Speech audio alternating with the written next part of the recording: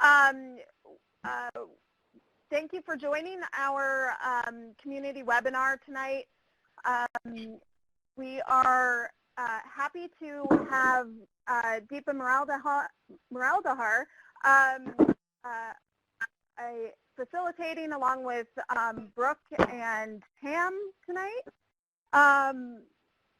Although it looks like we might have lost Deepa for a moment. We'll see if she, oh, there we go. So a couple of housekeeping notes. If you haven't already, go ahead and introduce yourself in the chat window. Mention your name, your location, what you teach, what grades you teach, anything else you want to share with us. We do ask that you mute your lines while the presentation is going on. However, we are very eager and interested to have you all participate via chat and verbally if you choose. So if there's a question that you have, feel free to unmute your phone and speak up. We have the conference line shown on the screen right now if you haven't called in and you'd like to call in, or if you're welcome to listen through your computer speakers as well. Tonight's topic is teaching the Create Performance Task in a CSP classroom. As I mentioned, Deepa is our facilitator, and we have Brook Osbome from code.org and teacher Pam McClendon from Alabama. We will pass it off to Deepa, if I can. Deepa, are you on the line?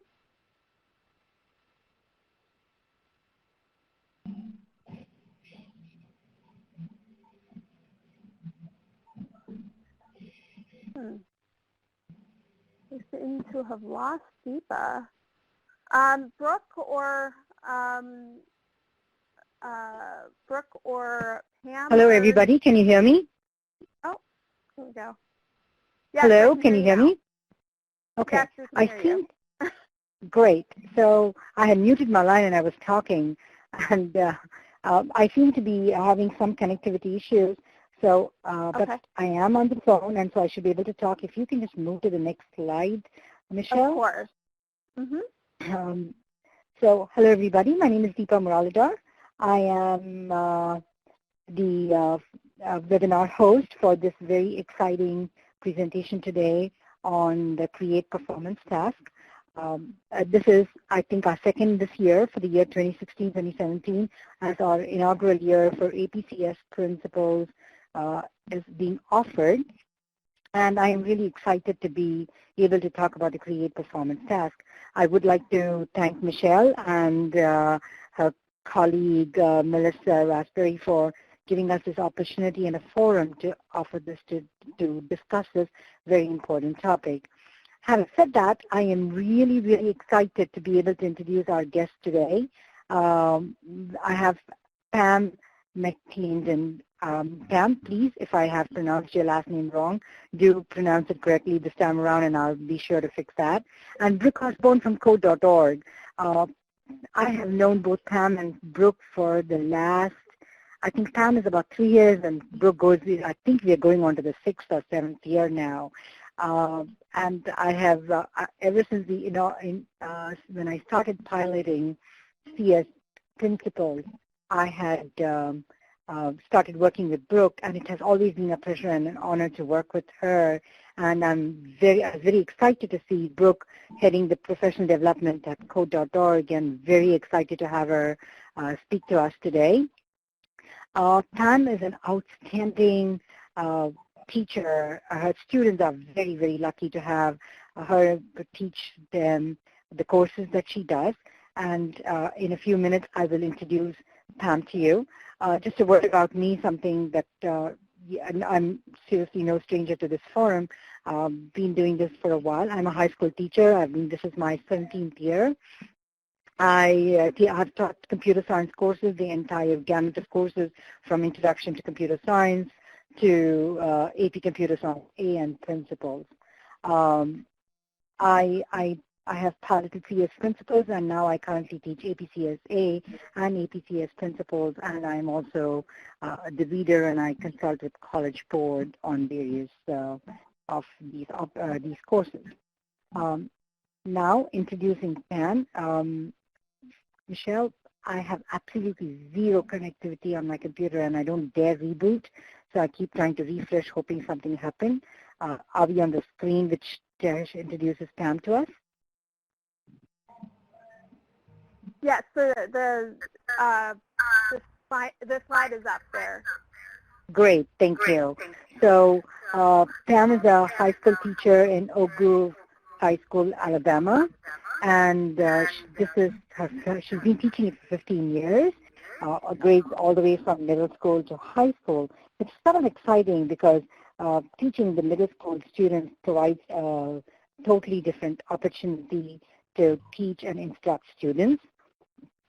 She's currently teaching APCS principles, and Pam is one of the leaders in Alabama offering the Code.org curriculum at the classroom for the teachers, and she works with other colleagues in Alabama to train teachers in CSP to get the students ready for the AP exam that we will be offering in May. Alabama is one of the leaders who offer Code.org curriculum for the CSP curriculum to get the students ready for the exam. Pam, the floor is yours. Do you want to tell us something about yourself? Hello, everyone. And as Deepa said, I am one of the Alabama teachers that came on with CS for Alabama a couple of years ago. I have a business background, so this is quite different for me. I've been transitioning over teaching the computer science courses. In fact, next year I plan to completely transfer out of business into information technology. It's been quite a transition for me because I don't have a CS background at all, but I will say with a lot of the different programs that are out there right now to help teachers transition over into computer science, it's really been helpful.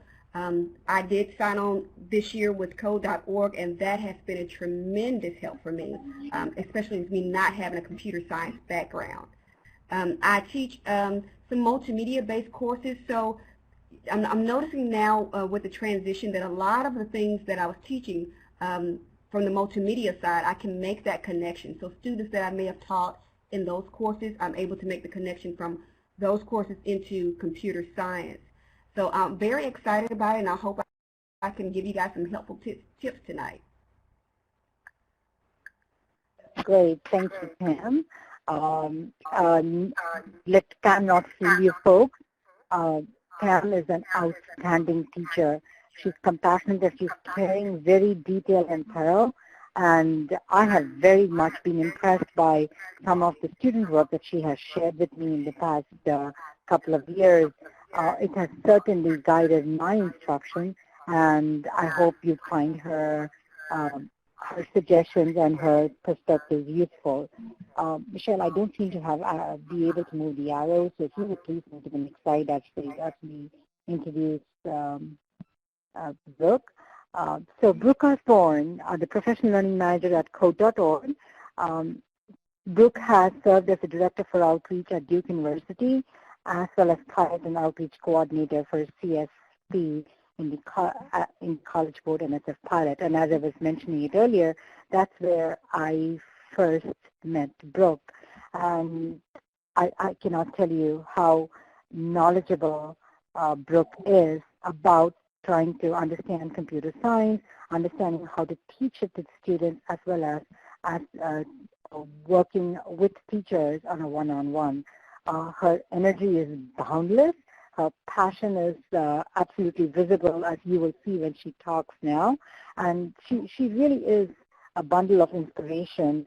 And I say bundle affectionately because I've known her for so long. I've done with that. And she's seriously a lot of fun to work with. Very easy to approach. And I encourage every one of you to look at these really fun tools that Code.org has created for us, and any questions that you may have, I'm pretty certain Brook will be able to answer them. Brooke, the floor is yours. Hi, everybody, and thank you so much, Deepa, for that really warm introduction. I'm so excited to be here tonight talking with all of you about the Create Performance Task. As Deepa mentioned, before I joined Code.org, I was the Director of Outreach for Computer Science at Duke, where I happened to have the good fortune to start working on the CS Principles project with the College Board when it was still in the early pilot phase. So I've been thinking about this course and this performance task and the assessment that's coming this May for several years, and I'm really excited that we're finally at the point where lots of folks are interested in talking about how this is going to work in their classroom and are actually implementing in their classroom. So as Deepa mentioned, I did work on the pilot of the first phase of the CS Principles project with the College Board, which is when we were really just testing out the idea of having this course and trying to understand if this framework was really going to work for a course.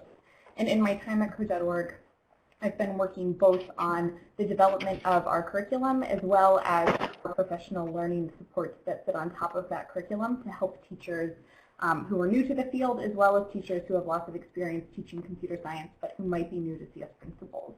So I am a little over 3 years at Code.org, and we have changed recently to a model where we're really focused on local facilitation and local ownership of our professional learning programs, which is where folks like Tam come into play. So excited to be here and excited to talk about all this with you guys. Great. That's excellent. So as Michelle mentioned several times, please feel free to put your questions in the chat window. We are constantly looking at it and looking to answer them. Brooke, Pam, any question that you see at the chat window, please feel free to jump in and respond back to them.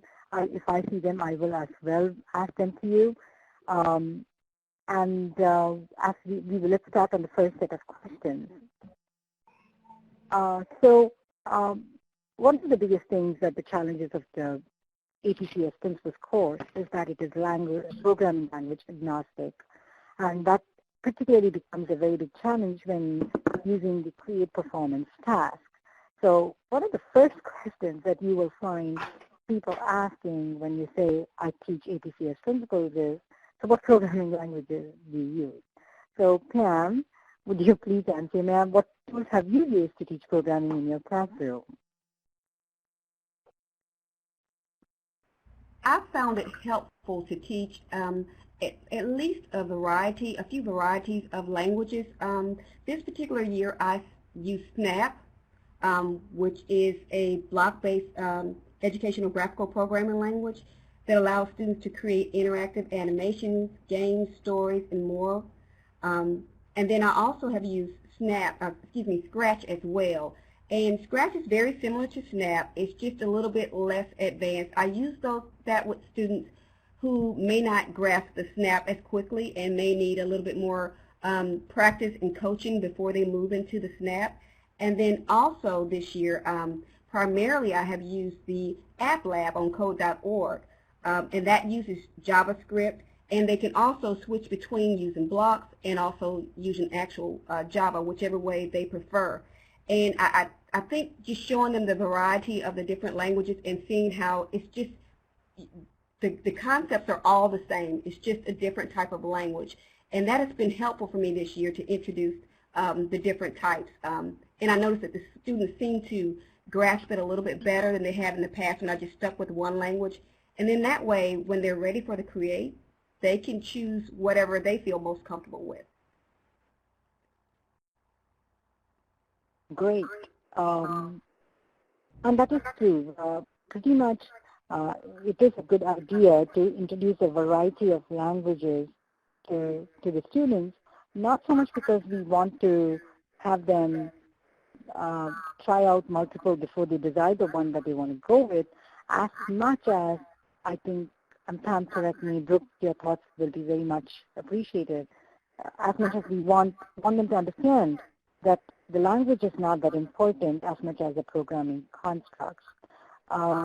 Brooke, any thoughts on these before we move to the next question? Yeah, definitely. When Pam was talking about her approach with her students, one of the things that I sort of was thinking about is that the most important thing here is that students are working in an environment that they're comfortable with and working with a language where they feel like they can solve problems and create interesting things, because as was mentioned, Create Performance Task is totally language agnostic and is also sort of content agnostic in terms of the theme or the topic that you're programming about. So while your program does have to have certain elements inside of it, it can really be about anything that you want it to be about. So students should really be using a tool, using an environment, using a language that helps them create the types of things that they're interested in, and that sort of leverages the things that they've already built comfort with. I wouldn't want a student to feel like she has to start using a totally new tool, right before the performance task. I would want her to be able to use the tool that she's grown really comfortable with over time. So if you know that your students have already taken computer science classes, they could certainly tap back into those things that they've learned in someone else's class or in a prior class. But the work that you do in CS Principles, ramping up for the Create task, I think is more about empowering your students to solve problems that they think are interesting and that are ultimately going to help them be able to be successful with demonstrating their understanding of these really core and fundamental concepts in programming. Pretty cool. Bob Nemo wants to know if coding in Unity would be okay for an advanced student. Todd?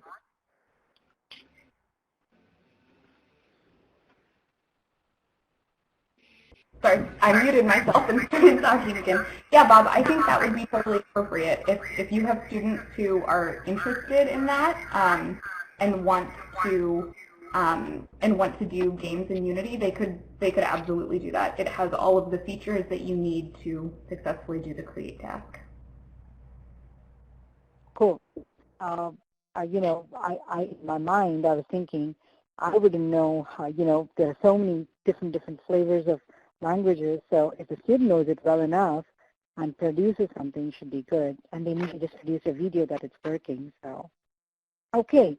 So the term iterative development cycle is used in the curriculum framework and is also used in the Create Performance Task scoring guidelines, that is the rubrics. Can either, Brook, would you be able to help us answer this question, ma'am? Can you help us understand this term better and how we would teach this in the classroom? Yeah, absolutely. So one of the things that we have found, and this isn't just true with high school students, this is true with college students, it's true with professionals, if people don't have a structure and a way to think about how they're going to break down a problem, it becomes really hard to engage in an iterative development cycle. And that doesn't necessarily mean that students have to have a really formal structure around how they're going to iterate, but they do need to have some structure that helps them break down problems. So when we talk about an iterative development cycle, it basically means building in places and ways to make course corrections and to see how things are going before there's just some final target that you're trying to achieve. And in our curriculum and in our course, we have a couple of different ways that we encourage this and that we do it. So the first way is by building in what we call pull-through projects. So for a single lesson, you might be working towards a final goal, but rather than just throwing that goal out there and saying, you're trying to build an app that has a bunch of buttons on the screen and changes the screen to be different colors based on what button you press. Instead of just saying, that's your task, now go do it, we can give a really structured way of rolling out the problems and the steps that go into solving that problem through the way we sort of deliver our course and our curriculum.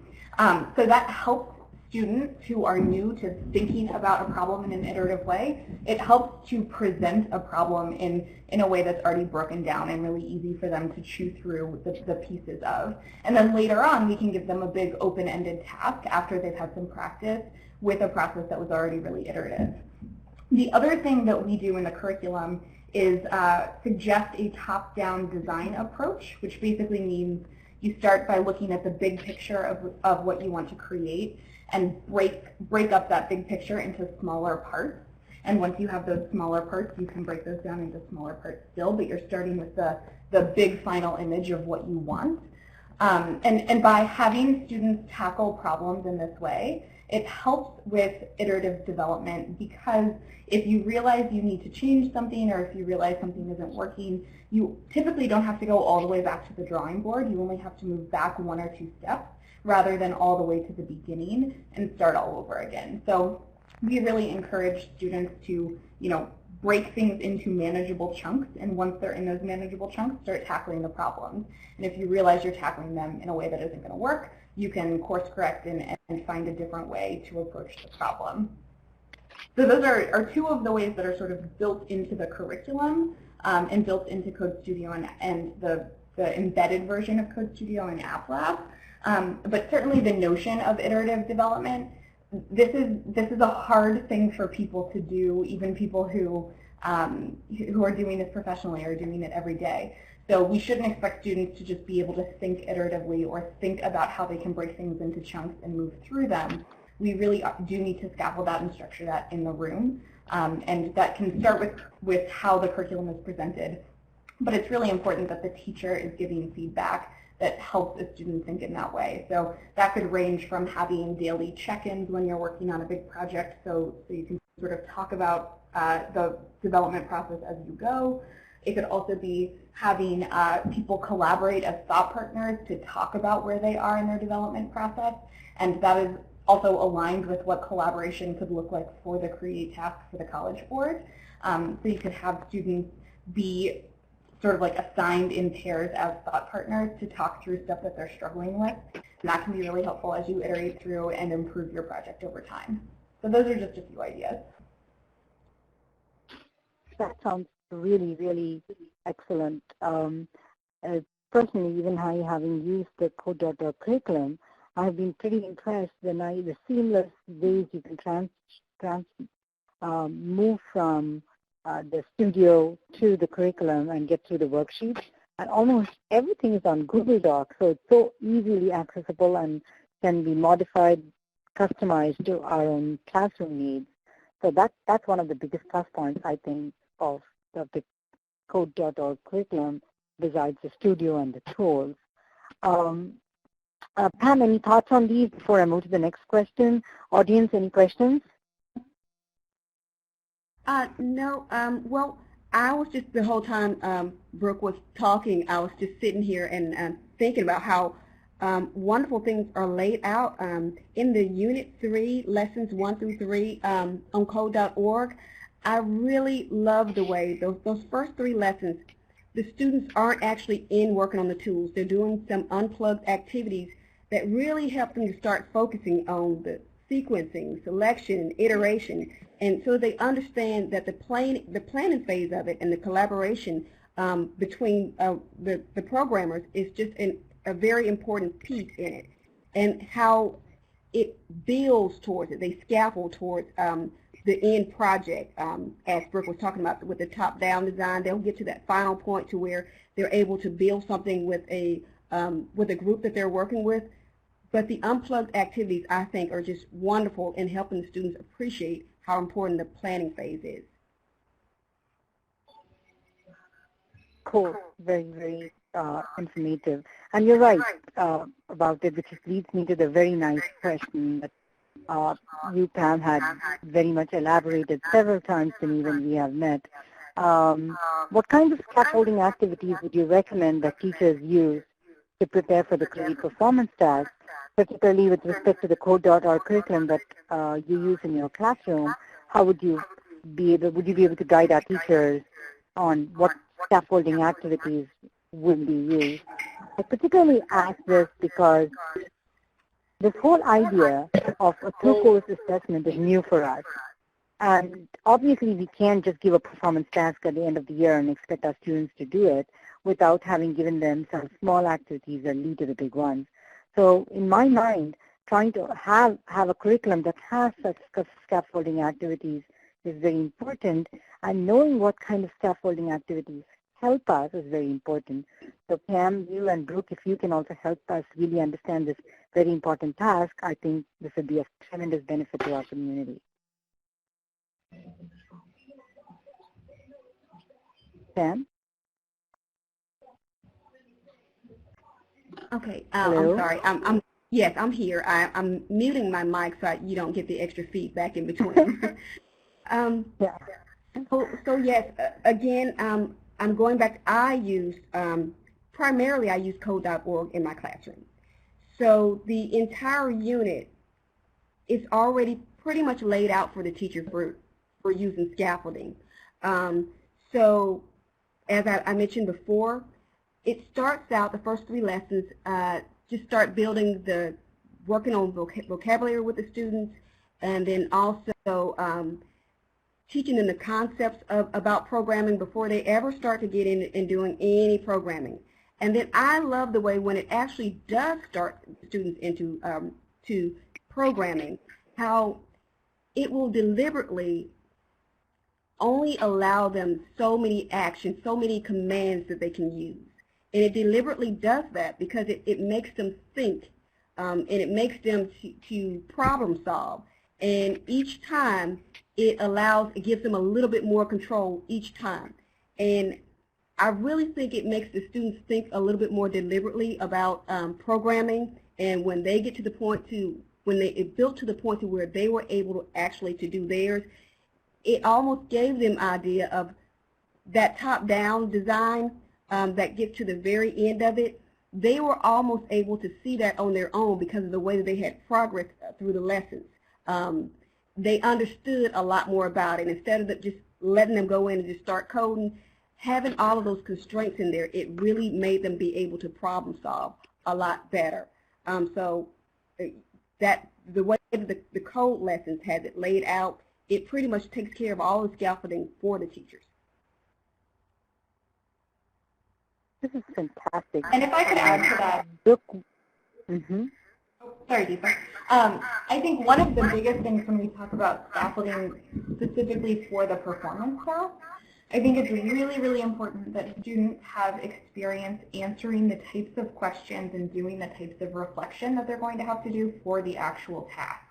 And the reason is, even if your students are used to writing a lot of programs, or they're used to even like describing how their programs work and talking about what they've created, the actual language in the performance task is probably a little different from the types of stuff they're used to writing about or talking about. So I think there are lots of ways you can scaffold the use of the reflection questions that come along with the Create task, but it's super important that students are really comfortable with those questions and are able to easily pick out things like abstractions in their programs and algorithms in their programs, because when push comes to shove and they have to do the real Create task, you're not going to be able to give them feedback on what elements of their programs to pull out.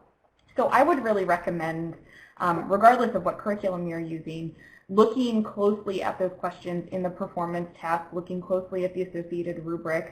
And even when your students are doing relatively, like low pressure projects or low stakes activities in your classroom, ask them to think about where they're seeing those abstractions, where they have those algorithms, how their iterative design process is working, just so they have comfort with answering those types of questions.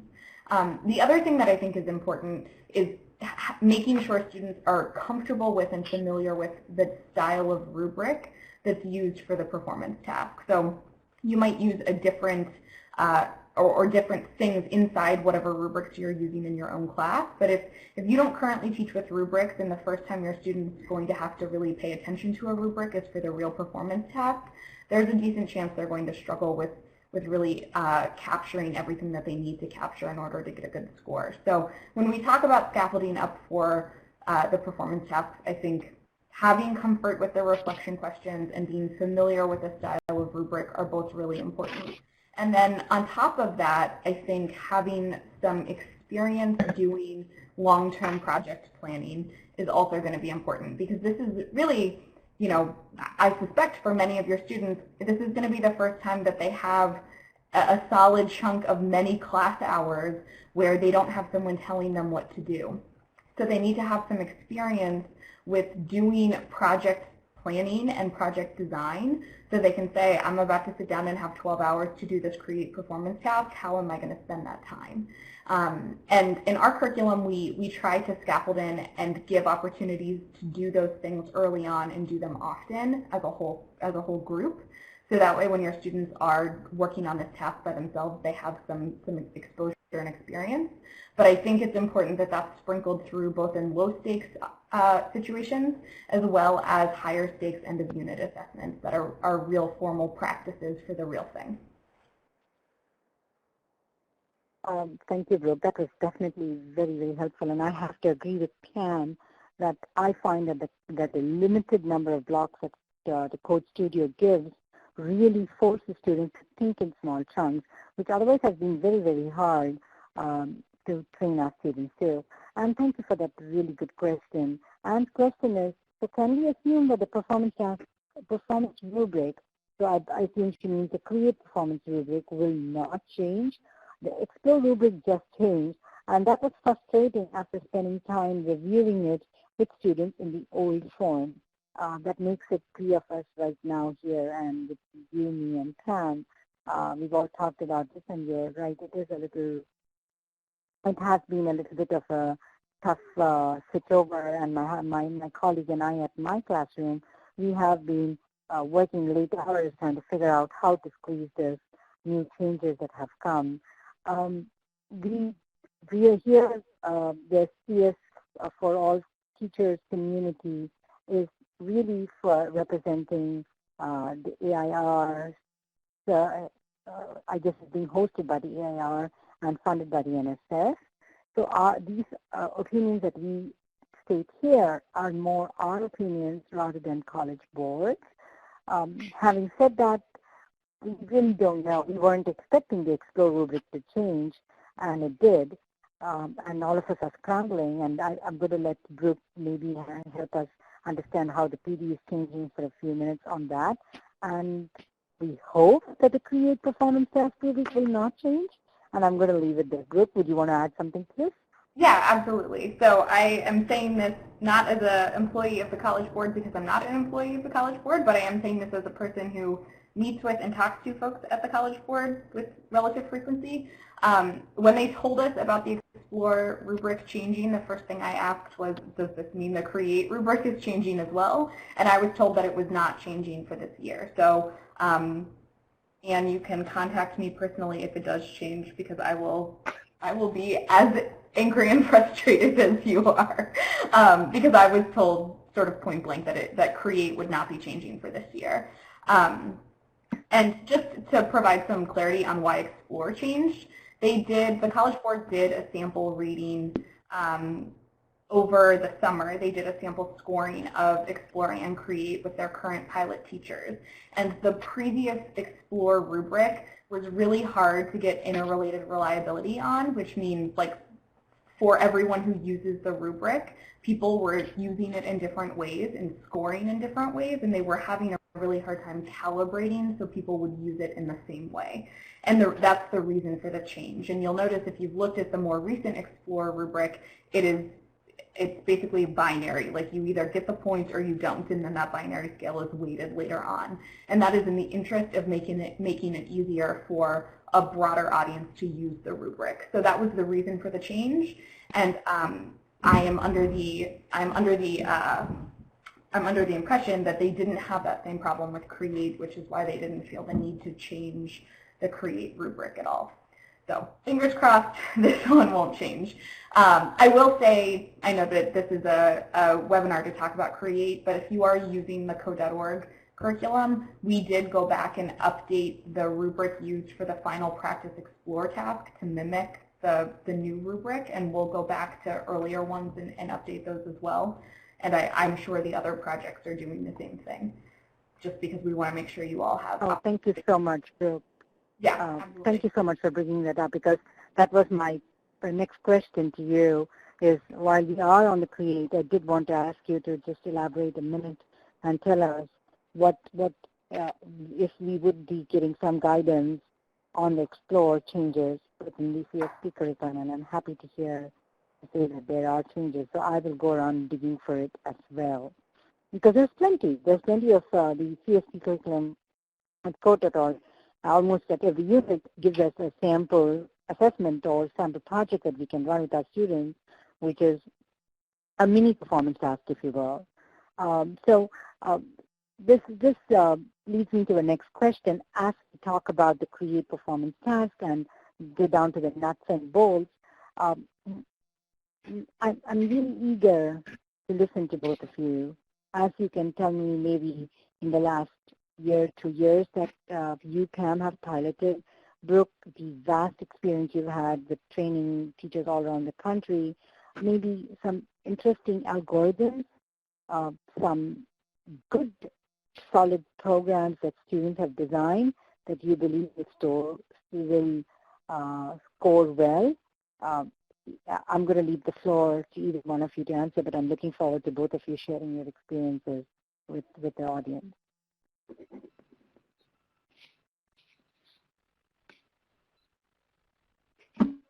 Yeah, so I'm happy to start this one.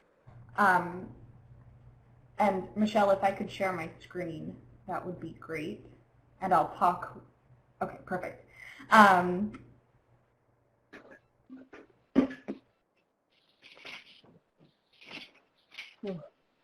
Sorry, I'm just letting me share my screen. Hello.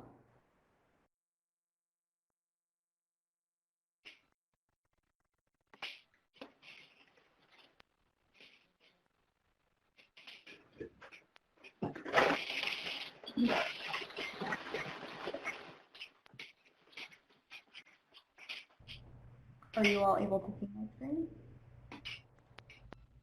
Not me yet.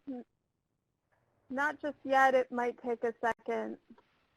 There it it's is coming up. Mm-hmm. All right. I apologize. I'm on a big screen right now. Nice. Okay. So I am talking to you a little bit about some algorithms. This is a student project from last year. And I've captured over on the right side of the screen all those tiles. Those are just a couple of different outcomes that you get from running this program. I'm going to run it a few times, and I know that this can cause lag, so I'm not going to run it too many times. But I was really, really blown away when we first saw this student work last year, in part because it was created by a student who the teacher described to us as like not being particularly engaged in the class before this project.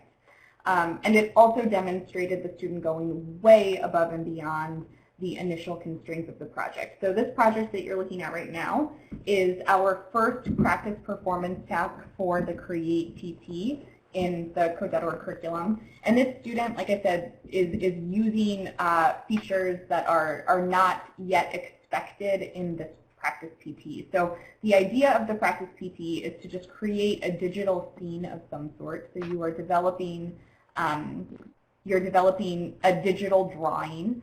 And the idea is that your drawing is dynamic in some way. So you're using random numbers, you're using loops that leverage those random numbers to create different numbers of elements on your screen. This student went up really, really above and beyond and added a bunch of conditional statements to do things like change the time of day, change whether or not it was raining, change like what type of scene it was. Does the scene have flowers or does it have berries? And there's also all of this like weather forecast that's being shared at the bottom of the screen. So when we look at the requirements for algorithms, really, at least how it reads to me, students are supposed to be using mathematical and logical concepts. So having if statements definitely does that. Students are also supposed to be using algorithms that leverage other algorithms. And one of the things that, that this student does, and this is actually a big part of the core piece of the project, is that you are supposed to break your final digital scene down into smaller component parts. So this student, in order to create a drawing, every time I hit run over here, it draws a background, and there are like different elements that have a lot of variability that go into making that background. And then the student draws the foreground, which also has a lot of variability. So I was really, really impressed with the student work, and this is probably the thing that I pull out every time someone asks me for a good example, because this is, you know, a pretty big program. The student obviously put a lot of work and time into it, but I think at its core, this is relatively simple, right? It's just drawing things. And that is, I think, a simpler outcome than a lot of people might consider or think of when they first think of these performance tasks. And I think it's important to remind ourselves that you can have a really cool and interesting solution that, that taps into students' interests in the way that this did, even though it might do it in a way that you might not have ever considered. So I really like this example. I'm happy to share this if anyone would like to see it. But this is my favorite example of a student making some pretty interesting algorithms for the Create task. And Bob, I see your question. Yes, this was developed in AppLab, and this whole thing was developed using the turtle elements of AppLab.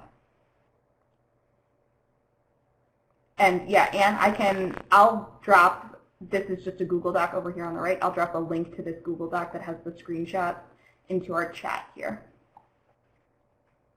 Fantastic. There's also a question by Melissa. Can you show us the abstraction? So. Oh, sure. That is the. This is what happens, right? I'm sorry. I said this is what happens when you show something really, really good. There's tremendous interest. So for abstraction, I mean, this student has also done a good job of managing complexity, which is the thing that we have to think about for abstraction. In AppLab, because this is JavaScript, the way you manage complexity with abstractions is primarily by creating functions. So this student has created, and I'll try and find one and zoom in and then stop moving, so hopefully you can actually see it.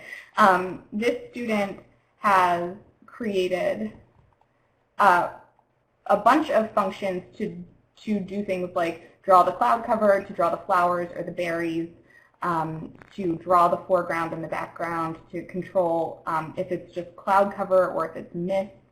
So those are all functions in this program.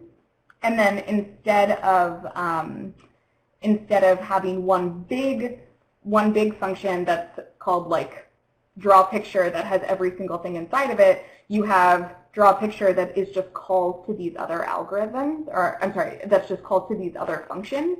So we have functions inside of functions, which is a great way to manage complexity in the program. We also have functions that can take parameters.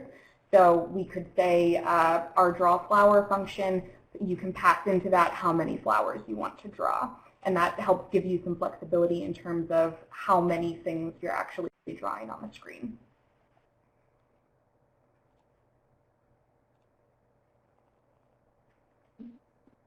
There seems to be a couple of questions. Linda asks, is this a practice exercise or is this a student's Create project? This was a student's practice version of the Create task. So in our curriculum, we have for both performance tasks, we have a handful of practice exercises where we use similar or in some cases the exact same reflection questions and rubrics and just give students an opportunity to practice creating projects that fulfill those requirements. For our very first practice task, we actually don't make you fulfill the complete requirements because we do that practice task before we've even taught if statements, and you can't successfully do the Create task without if statements. But yeah, this was not something that was actually submitted. This was just a practice version that a student created.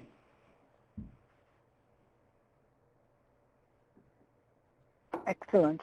Pam, do you have, can you please share with us? I know your students have developed some really outstanding projects. May I request that when you're speaking to us, share with us both examples of the algorithm and the abstraction task, since that's definitely the next question, And Melissa had already asked us that question. So Pam, the floor is yours. Okay, if I could share, do I have access to share my screen? Yes, there you go. You should see a box in the middle of the screen with a drop down. Do you see that? I do. Yes. If you click on that, there should be an option to share your screen or share a document if you prefer to do that. Yeah, I think it's working. Okay. Sometimes it takes a minute or two to pop up on the screen.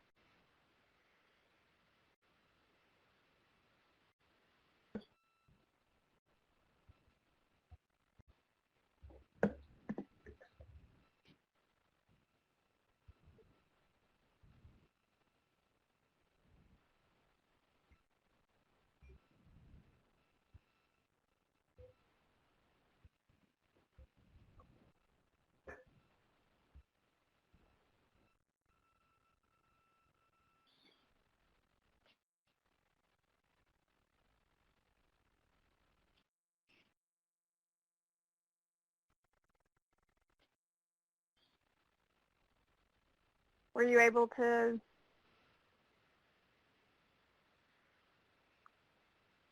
share your screen, Pam?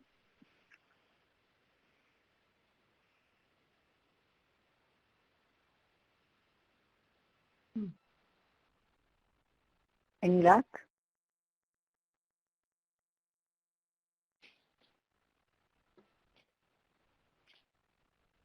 Did we lose audio for Pam?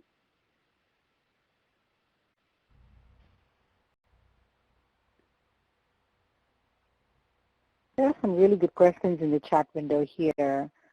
Oh, there it is. It's coming. So, Lori Riskers asks, do you have students that just want to add on to their practice tasks to count as a performance task? That's such a good question. Brooke, would you please, I've noticed you're typing. This would be a very good answer for, okay, I see. She's answering different questions. Okay, let me answer this one. Now I'm just going to go ahead and answer Lori's question here. What happens if the students want to add on to their practice task to count as their performance task? Brooke, Pam, please, if I'm inconsistent with what you think, please feel free to add on.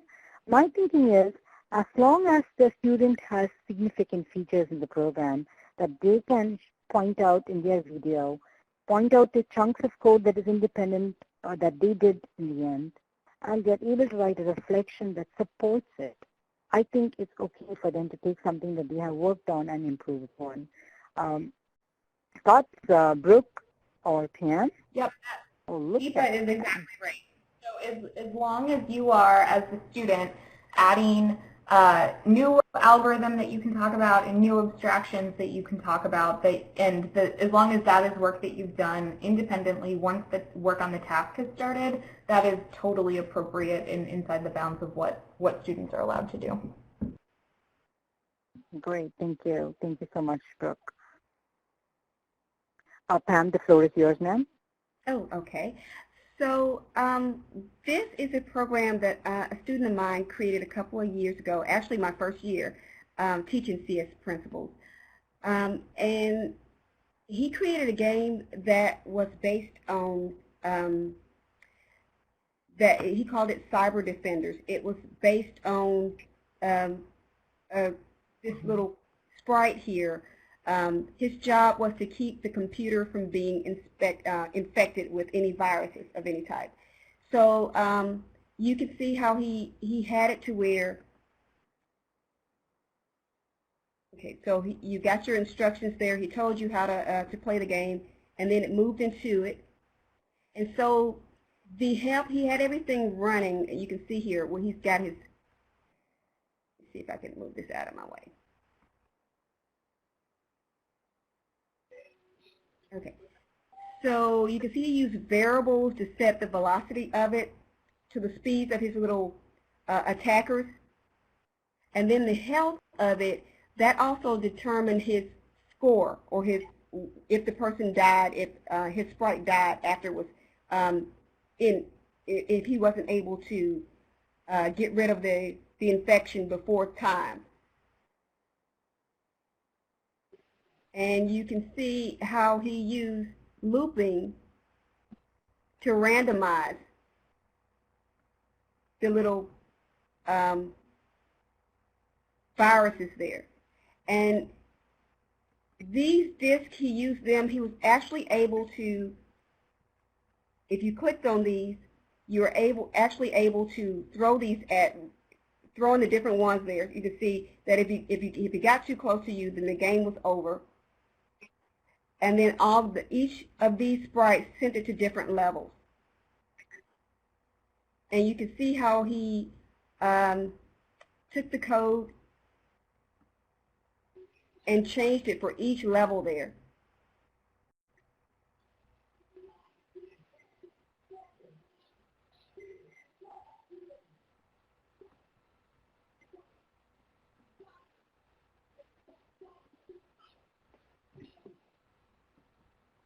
So he had a variety, you can see he had a variety of different algorithms there, and also with the abstractions as well. And he used Scratch. This is BYOB, the downloadable version from Snap, to create this in.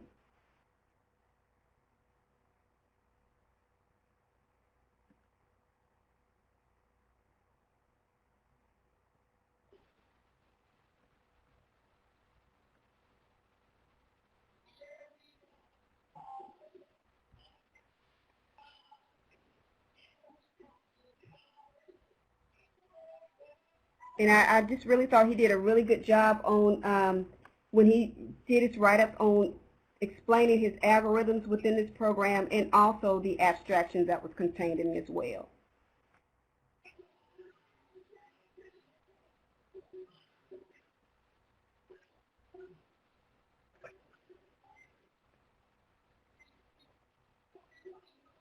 Are there any questions about this one? This is very, very impressive, Pam.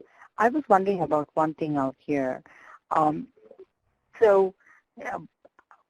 haven't used the latest version of BYOB, but this is definitely a very complex program, and there's a lot of sprites and a lot of code there.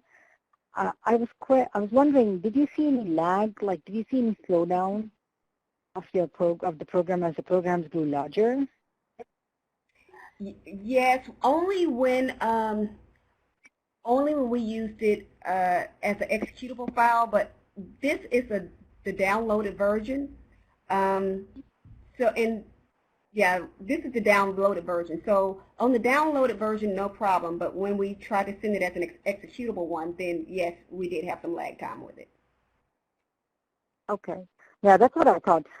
There's some quick questions here. Anne would like to see the abstraction piece of it, and Linda was wondering if you had a shareable link. Yes, I could get a shareable link for this. And I can be able to show us the abstraction? Yes.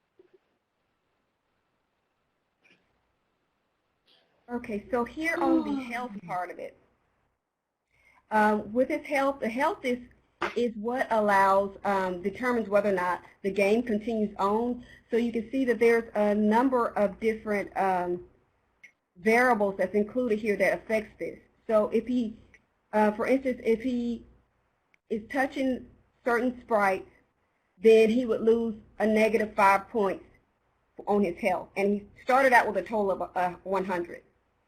And so as he lost those points, you can see each time it increases. And once it got to, Right.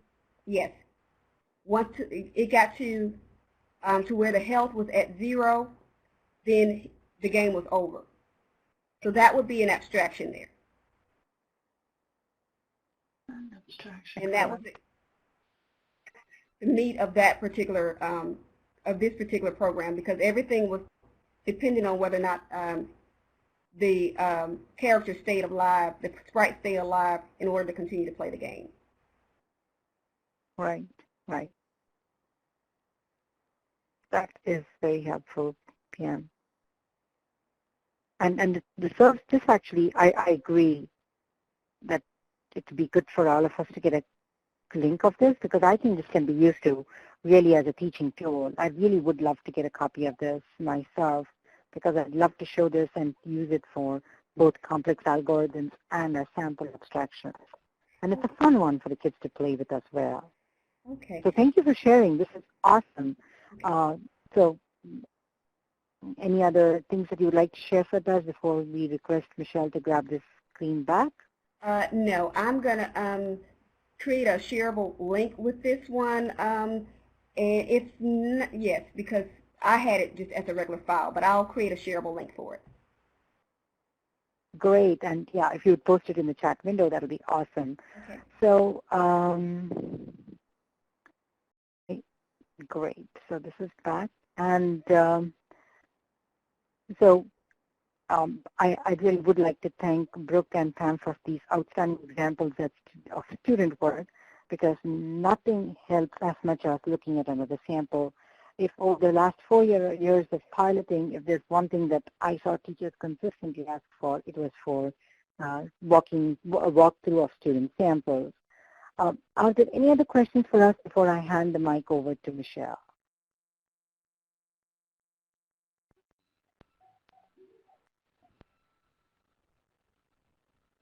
Okay.